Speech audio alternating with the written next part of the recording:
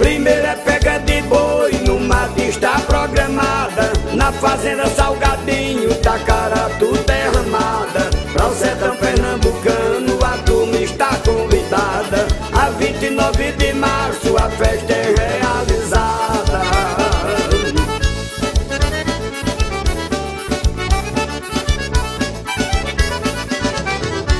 Luiz Preá e família são os organizadores. Vão correr 18 races com prêmios de iguais valores, todos a R$150 para os ganhadores. Esse vídeo que você acabou de ver é um pouquinho do que acontece na vaquejada. Esta que, mais do que uma tradição e uma festa que toma conta de todo o Nordeste já há mais de 100 anos, é também uma tradição que une toda uma comunidade, a fortalece e supre as suas necessidades materiais. Ocorre que, por decisão recente da Suprema Corte, por 6-5, considerou-se ilegal uma lei, acho que do estado do Ceará, que regulamentava a vaquejada e, consequentemente, claro, a prática do esporte. Sendo assim, a vaquejada está ameaçada. Isso mesmo, é isso mesmo que você ouviu. Meia dúzia de ministros do alto das suas cadeiras naquele outro mundo que é Brasília, recebendo seus mega salários, andando com seus carrinhos blindados, com toda a sua pompa de gente civilizada, porque ganha mais de 100 pau por mês, acha que pode determinar o que é uma cultura civilizada e uma cultura bárbara. Isso mesmo, um monte de burguesinhos determinando o que as pessoas devem seguir ou fazer de acordo com as suas tradições. Pois é, enquanto muitos índios que gozam de proteção constitucional podem matar seus filhos que nascem defeituosos por conta de uma proteção à cultura indígena, tem-se como prioridade proteger animais de um suposto maltrato e prejudicar toda uma região. Esse é o nosso STF.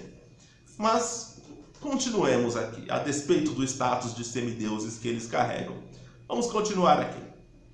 Os animais sofrem maus tratos? Não. Pelo menos não na vaquejada regulamentada, que era justamente essa que foi proibida. Os animais, quando são puxados pelo rabo, como você pode bem acompanhar, há um protetor de cauda que impede o rompimento dos ligamentos, que acontecia muito antigamente. Quando o animal era puxado, isso causava, claro, um sofrimento ao animal. Então, hoje isso não acontece mais. O bolsão de areia. O animal lá que cai, deita e rola no bolsão de areia. Essa areia é uma areia lavada. Isso segundo o regulamento da vaquejada. Não é aquela areia que você vai na praia com aquele monte de farofeiro que fede a urina, cocô e tem vidro, tem plástico. Não. É uma areia lavada, pura, boa. E aí o boi cai, rola, levanta e considera-se encerrado ali a competição dos vaqueiros. O regulamento da vaquejada é bastante extenso, mas ele explica nos pormenores como deve se dar ali a competição. Há um juiz de bem-estar animal que pode determinar até mesmo a interrupção do trajeto caso o animal mostre-se irredutível, não queira participar ou nem sequer saia ali do curral onde ele fica, né? E aí os vaqueiros perdem ponto. Caso o vaqueiro toque o animal que não seja pela cauda, também perde-se ponto. Então é totalmente regulamentada e mais do que isso, é uma tradição centenária que rende dinheiro pra caralho. É o segundo esporte que mais gera renda no país, só perdendo pro futebol. Só na cidade de Cachoeirinha, composta ali por 20 mil habitantes, 16.500 habitantes desta cidade vivem do artesanato, do aço, do ferro e do couro, voltados à prática da vaquejada. O desespero das pessoas ao saber da possibilidade de tudo isso acabar foi enorme. Pessoas chorando, outras pessoas lamentando, pensando: o que eu vou fazer da vida agora?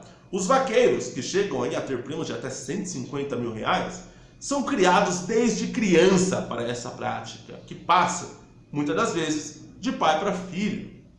E agora, vamos lá, tá bom, tá aqui posta a defesa da vaquejada como tradição cultural, como patrimônio do Nordeste, Enfim, tem um aspecto econômico. Agora vamos ao X da questão.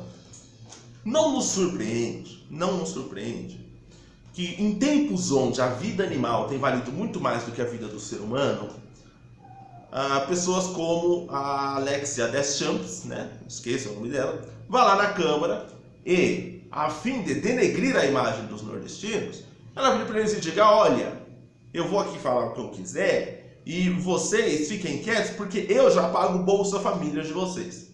Então veja só, na defesa da proibição da vaquejada, vale até mesmo injuriar o ser humano, vale até mesmo reduzir-lhe a sua dignidade, vale até mesmo tratá-los como sub-raças, como pessoas bárbaras, como pessoas sem escrúpulos, por conta da proteção animal. Outro X da questão, né? Em Santo André, na última eleição municipal, o vereador com o maior número de votos foi justamente o vereador que tem como pauta o zelo para com os animais.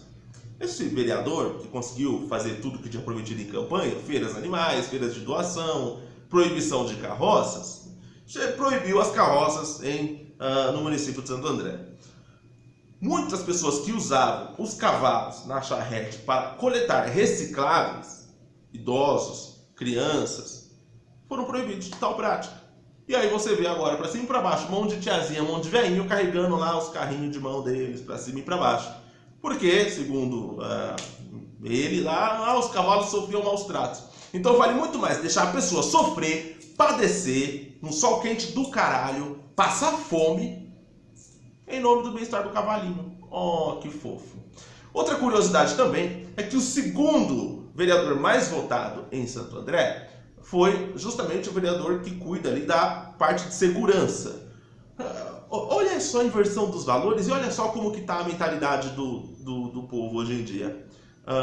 Desde que meu cachorro esteja bem, minha segunda maior preocupação é chegar vivo em casa. Pelo menos o andreense tem um senso de prioridades bastante peculiar e que deve ser objeto de estudos, né? Mas tudo bem, é essa mentalidade que está em voga hoje em dia. O total desprezo pela vida humana, o total desprezo pelos aspectos que fazem parte da vida humana e que fazem bem a uma comunidade, né, em prol de qualquer coisa que consiga fazer frente a isso. Hoje é a pauta animal. Inclusive, isso tem até nome, bancada PET. Então, esses candidatos aí, tal, vereadores e tudo mais, que tomam conta aí dos animaizinhos e etc., né, e que falam, né, deles e protegem eles, né, o protetor, né, tem já o nome, bancada PET. E está muito em voga, viu? Justamente porque as pessoas estão desiludidas com o gênero humano.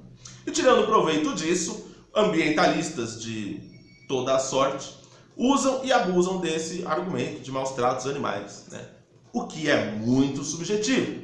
Olha, puxar um boi pela cauda, né, que nem é tanta cauda, tem um protetor de cauda, e aí fazer ele virar e depois ele levanta como se nada tivesse acontecido, isso pode ser considerado maus tratos. Mas e quando você puxa bruscamente o seu cachorro pela coleira na rua? Por diversão, muitas das vezes. O cachorro só quer mijar na árvore, mas você puxa ele. Maus tratos. Quando você demarca um boi, uma vaca, né, com ferro quente, maus tratos. Olha, o que acontece nos abatedouros? Ou vocês acham que o boi dorme eternamente até que se descobre que ele morreu e aí você pode comer ele? Não, eles são mortos, eles são abatidos. Maus tratos. Então o que vem a ser maus tratos? Ou seja, essa reivindicação pelo bem-estar animal, que tem como intuito muito nítido mudar práticas da sociedade, mudar os seus costumes, os seus hábitos, a sua mentalidade, pode ter um fim um tanto mais perverso do que a gente imagina. Travestido de discurso pelo bem-estar animal, visa-se, na verdade, a reformulação de uma sociedade segundo o umbigo daqueles que querem reformulá-la, o que é muito perigoso. E aí você vai dizer, nossa, mas essa prática é bárbara e etc. e tudo mais. Olha, mas é a prática daquela comunidade. Eu posso não gostar da vaquejada, eu posso achar bárbaro, né? Não, eu pessoalmente não acho, mas eu posso achar bárbaro, mas eu não posso querer que o Estado, de cima para baixo, modifique os costumes dessa sociedade. Os costumes de uma sociedade só devem ser modificados na dinâmica das relações sociais, através de um processo de conscientização. O que nós fazemos aqui no YouTube? Nós falamos para justamente conscientizar as pessoas do que está acontecendo, para que elas possam mudar suas práticas, possam criar gosto pela política, por economia, possam entender melhor o candidato em que votar, possam entender melhor o que está acontecendo com seus filhos nas escolas, entender melhor o que está acontecendo com o mundo. Esse é um processo de conscientização que vai modificar o contexto. Mas eu não posso pedir que uma lei determine o que é um costume bárbaro e o que não é. E tenhamos prioridades, se for para definir isso. E que seja uma prioridade voltada ao homem. Porque me perdoem pessoas que dormem com cachorrinhos e que beijam cachorrinhos na boca. O animal não é um ser humano. O animal não tem prevalência sobre o homem, em hipótese alguma. E não importa essas pessoas que são sensíveis e apegadas aos bichinhos e que dizem, eu prefiro ele do que o ser humano. Foda-se, você está muito equivocado. Agora vamos a outro ponto. Tendo em vista que esse é o hábito da região, que esse é o costume que os une, que esta é a diversão deles, né? E que há uma geração de vaqueiros, que as crianças são criadas a isso, que eles são tratados como celebridades nos lugares em que frequentam. Tendo em vista que há tudo isso, e que isso é um costume, que isso gera uma economia pujante, e é gostoso para eles, é saudável, não lhes afeta em nada. Vamos fazer uma reflexão. O João Dória criou lá um conselho com os caras que eram candidatos a prefeito. Então vai ter lá a Erundina, o Haddad, o povinho vai estar lá aconselhando o João Dória. Imagina que o João Dória passou muito tempo ouvindo os conselhos do Haddad e da Luiza Erundina. E aí, de repente, ele esquerdou, né? Esquerdou de vez. E aí agora ele decidiu que o shopping é uma encarnação do capitalismo que oprime as pessoas, impedindo elas de ficar com suas famílias e tudo mais, e de repente ele decide fechar o shopping. E fala, shopping centers em São Paulo estão todos fechados porque essa é uma prática muito bárbara, as pessoas vão lá sem dinheiro algum, vão lá para chupar uma casquinha e ficar no shopping andando, perambulando, aquilo cria um mutuê do caralho, tem rolezinho, gente com celular ouvindo alto, eu vou fechar os shoppings em São Paulo. Como será que o povo de São Paulo iria reagir?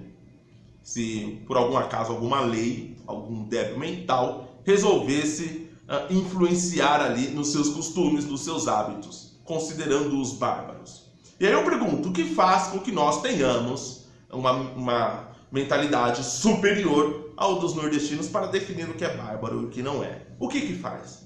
Não acredito que somos tão bons assim. Outro questionamento. Imaginando que todos os cidadãos brasileiros normais foram enclausurados e não puderam ir às eleições presidenciais de 2024, onde Jean Willis é o candidato à presidência. E só ficou o pessoal degenerado lá do PSOL, os gays lá, os do movimento LGBT, as feministas, as feminazes lá, o pessoalzinho do movimento negro, aquele povo tosco, foram todos votar. Os maconheiros foram todos votar. E o Jean Willis é eleito com 98% dos votos. Os 2% que não conseguiram votar são os maconheiros que esqueceram o número de Jean Willis na hora da urna. E aí o Jean Willis virou presidente da República e decide banir o futebol do Brasil porque ele considera uma socialização masculina que se afirma contra a homossexualidade. Como será que o povo brasileiro reagiria a uma determinação dessas do Jean Willis? Aí você pense nos empregos, pense nos seus costumes, final de semana, aquela cervejinha, né? Aquele churrasco. Como será que seria a sua vida? Agora ponha-se no lugar de um nordestino que já não tem muitas opções de lazer, já não tem muitas opções para conseguir sentir ali uma vida alegre e tudo mais, por conta do clima, por conta vários aspectos que afetam o nordestino que nós conhecemos. Ponha-se você no lugar dele agora. Se nós, com esses exemplos, já seríamos grandemente afetados, agora imagina eles, que praticamente só tem a vaquejada. Então vamos fazer o seguinte, colocar o pé no chão, entender um pouco mais de ser humano, né? Entender um pouco mais de como funciona a sociedade e vamos compreender um pouco mais sobre hábitos, costumes, regiões e vamos respeitar isso. Nós não somos tão bons assim para determinar o que eles devem ou não fazer. E se quisermos fazer alguma coisa para banir essas práticas, vamos primeiro dar outras opções de lazer ao povo nordestino? Por que não? Hein? Por que não renunciar a todo o imposto do Nordeste para mandar para lá empresas, para ter muitos empregos, para ter outras opções de lazer, para ter mais acesso à cultura, conhecimento, mas não querem, né? Querem proibir a única coisa ali que os une, que os fortalece, os mantém vivos. Vão catar coquinho, vão se fuder. Bicho é bicho, gente é gente, gente é superior a bicho. E pronto, e acabou. Minhas saudações ao Felipe da Silva Prato, que fez um vídeo também a respeito da vaquejada e foi aí bastante avacaiado. Tô contigo, Felipe, é tudo nosso. Esse é o vídeo de hoje, fique com Deus, até a próxima.